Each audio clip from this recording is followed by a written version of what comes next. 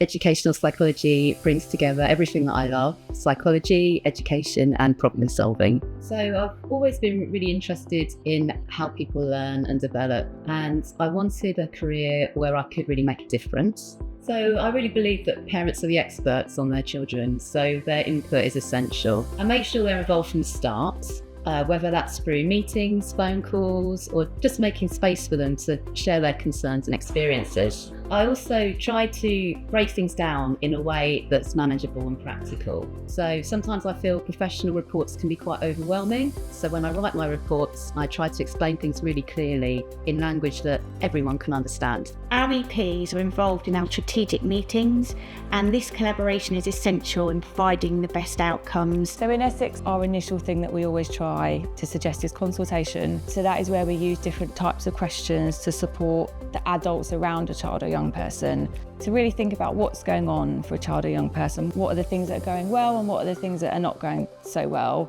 And within that meeting, to consider what could be changed in this situation to help the child or young person. We might also do joint observations, so that might be in addition to the consultation. So I might observe a child or a young person with perhaps a Senko or a teacher, and then we can feed back to each other about what we saw. And again, that can be quite powerful just to do that together and sort of compare notes to add to an understanding. Educational psychologists are so valuable to us in school.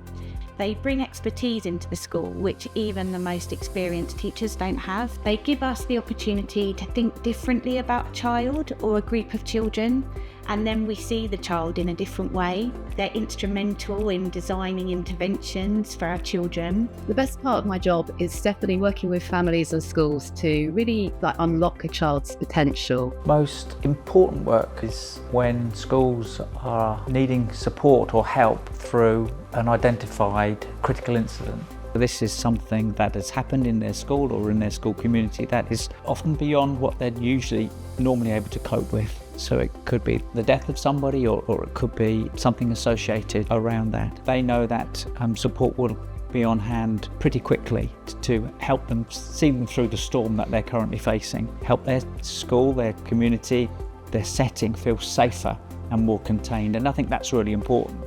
Every child is different, and I love figuring out what's going on beneath the surface.